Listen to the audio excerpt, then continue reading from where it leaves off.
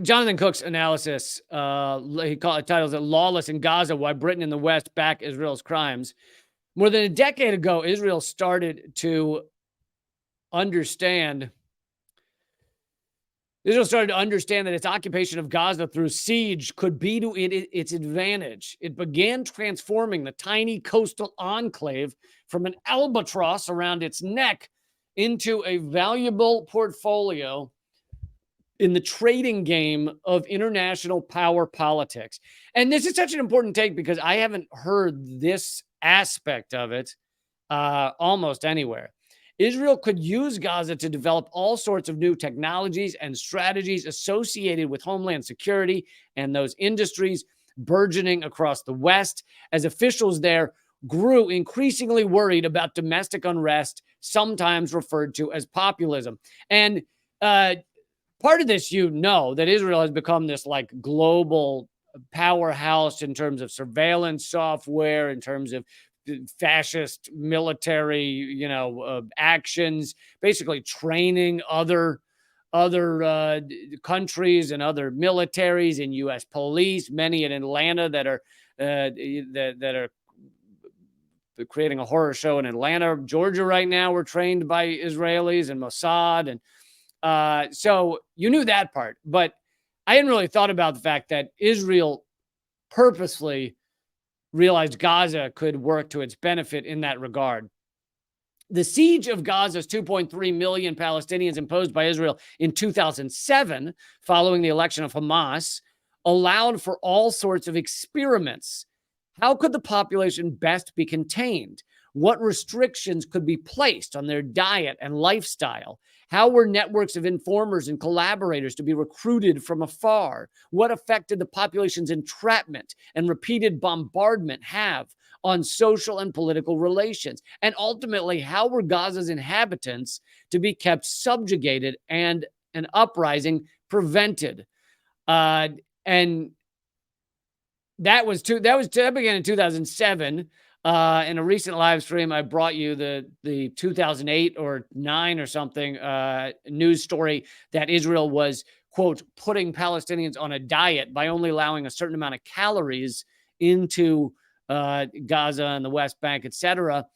And so this is not, some sort of theory. They publicly said they were decreasing the amount of calories going to Palestinian areas. And many of these people, as I've mentioned again, are imprisoned. So you're decreasing the amount of food to prisoners and the amount of water. The answers to those questions were made available to Western allies through Israel's shopping portal.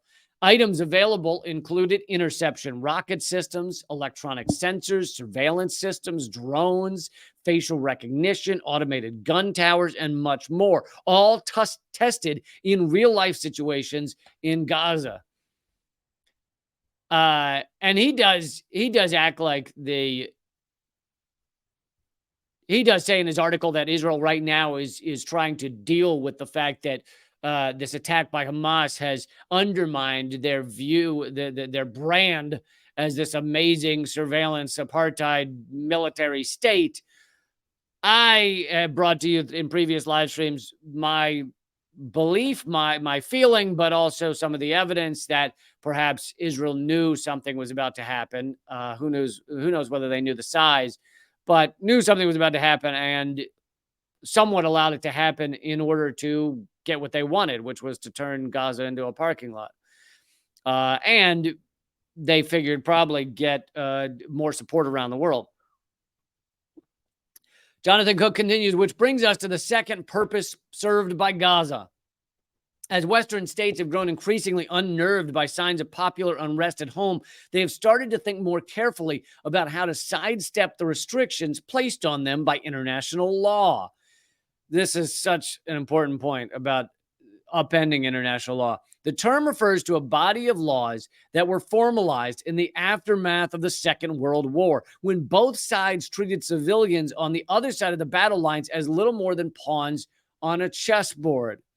The aim of those drafting international law was to make it unconscionable for there to be a repeat of Nazi atrocities in Europe as well as other crimes such as Britain's firebombing of German cities like Dresden or the US's dropping of atomic bombs on Hiroshima and Nagasaki.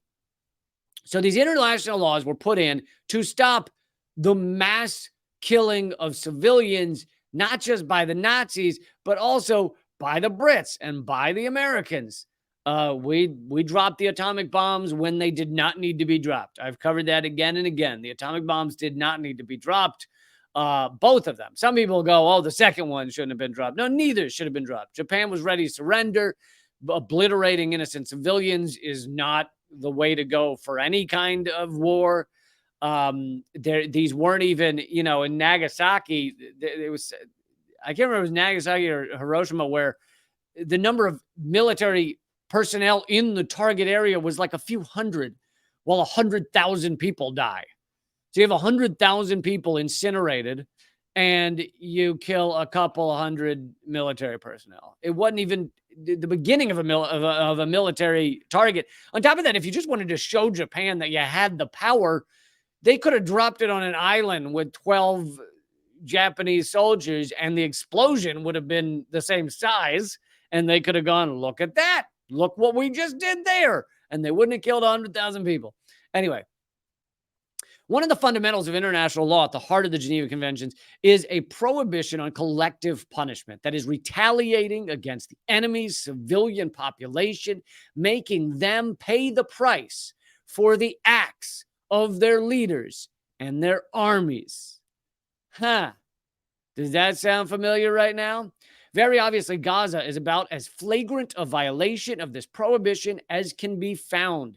Even in quiet times, quote unquote, its inhabitants, 1 million of them children, that's right, half are children, are denied the most basic freedoms, such as the right to move, right to movement, access to proper health care because medicines and equipment cannot be brought in, access to drinkable water, the use of electricity for much of the day because Israel keeps bombing Gaza's power station. Israel has never made any bones of the fact that it is punishing the people of Gaza for being ruled by Hamas, which is not their fucking fault. And even if they voted for Hamas, could you imagine if someone just came to the United States and killed all of us because we, quote unquote, voted for Trump in his first election because he won the presidency? That makes all of us a legitimate target. That's fucking insane. Or Biden, but Israel has never made any bones. Oh, I already did that. What Israel is doing to Gaza is the very definition of collective punishment. It is a war crime, 24 hours a day, 7 days a week, 52 weeks a year for 16 years. And yet no one in the so-called international community seems to notice in these quiet times. Maybe they're noticing now. Maybe this is the end of the U.S. propaganda machine that has dominated the international market for so long. Maybe people are having enough of it. Maybe people are realizing that this U.S. propaganda machine only furthers war and destruction and extraction and oppression in so many ways. And that media machine, that propaganda machine must be ignored. It must be dismantled. It must be stopped. And that's also why, I've brought you just about every week. I bring you a new way that we've been suppressed or we're about to be suppressed. They're trying to get Rumble just about banned in the UK and Canada, even though it's a Canadian company. And that's part of the reason is because people are seeing outside of the Western US-led propaganda machine. Israel has been working on strategies to overcome this difficulty since its first major bombardment of Gaza in late 2008, the difficulty of innocent civilians being in the quote-unquote target zone. A unit in its attorney general's office was charged with finding ways to rewrite the rules of war in Israel's favor. Basically, find a way that we can bomb innocent civilians while acting like it's not a war crime. Western officials have joined Israel in treating Hamas as simply a terrorist organization, ignoring that it is also a government with people doing humdrum tasks like making sure trash cans are collected and schools kept open. A situation is created in which the majority of the adult men in Gaza and the majority of the buildings can be treated as legitimate targets. The law has actually been stood on its head. The whole of international law is now based on the notion that an act that is forbidden today becomes permissible if executed by enough countries. If enough countries do something, then all of a sudden it's fine. And Israel is leading the charge on acting like these international laws against war crimes don't exist. Israel's meddling to change international law goes back many decades, referring to Israel's attack on Iraq's fledgling nuclear reactor in 1981, an act of war condemned by the UN Security Council. Reisner said, the atmosphere was that Israel has committed a crime. Today, everyone says it was preventative self-defense. International law progresses through violations. And we turn the other way. The U.S. turns the other way on these war crimes, the same way it turned the other way on on Israel creating nuclear bombs, right?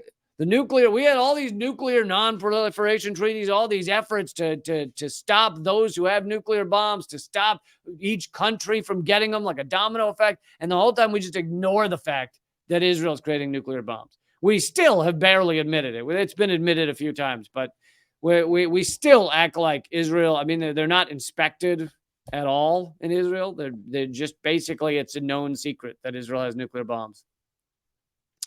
Israel has continued to evolve international law. It has introduced the concept of prior warning, sometimes giving a few minutes notice before an entire neighborhood is destroyed.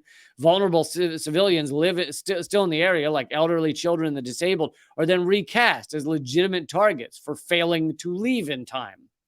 And it's using the current assault on Gaza to change the rules even further.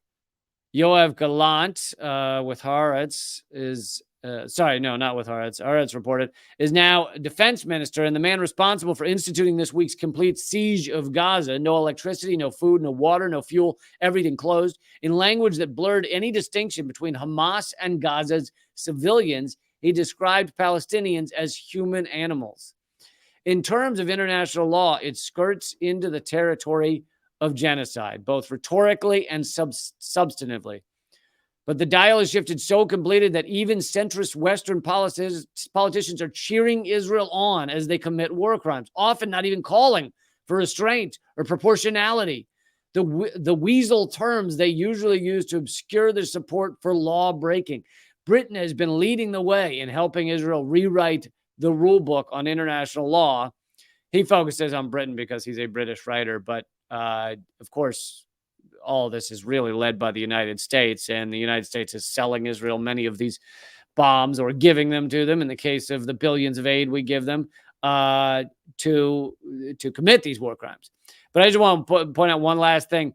Rishi Sunak, the UK Prime Minister, has emblazoned the Israeli flag on the front of his official residence, 10 Downing Street, apparently unconcerned at how he is giving visual form to what would normally be considered an anti-Semitic trope, that Israel controls the UK's foreign policy, right? We're told to believe Israel does not control the UK or UK foreign policy, and yet here you have the Prime Minister projecting an Israeli flag across the front of his home residence.